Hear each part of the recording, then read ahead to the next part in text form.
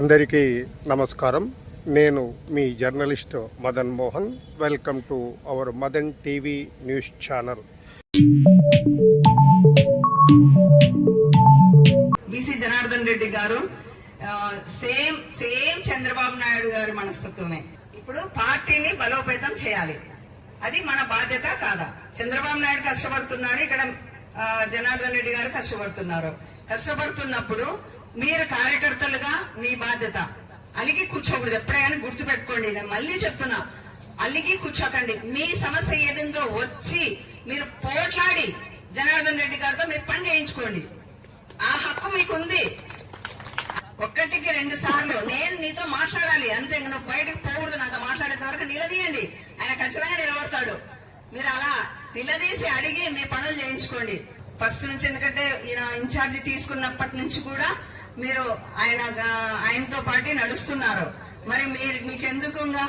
అందుకే ఈ సభా సందర్భంగా చెప్తున్నాను, ప్రతి ఒక్కరు కూడా వచ్చి ఆయనతో మాట్లాడి మీ సమస్యలు తెలిసి, ఎందుకంటే చెప్తే తప్ప తెలియదు.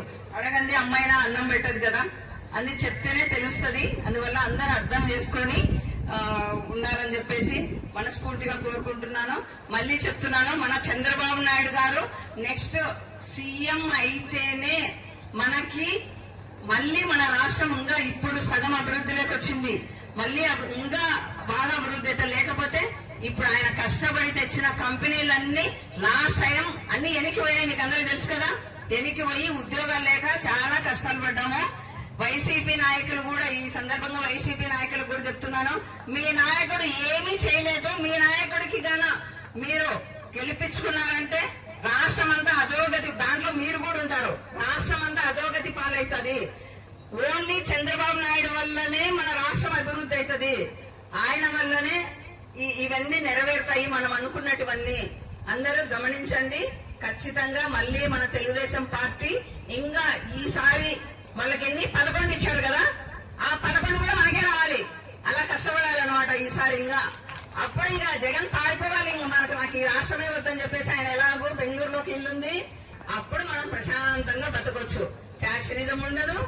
అసలు ఆయన అడ్డం పెట్టుకొని మన ఊర్లలో కూడా చాలా వరకు బెదిరింపులు. లాస్ట్ 5 సంవత్సరాలప్పుడు మన కార్యకర్తల్ని చాలా వరకు ఇబ్బందులకు గురి చేశారు కదా.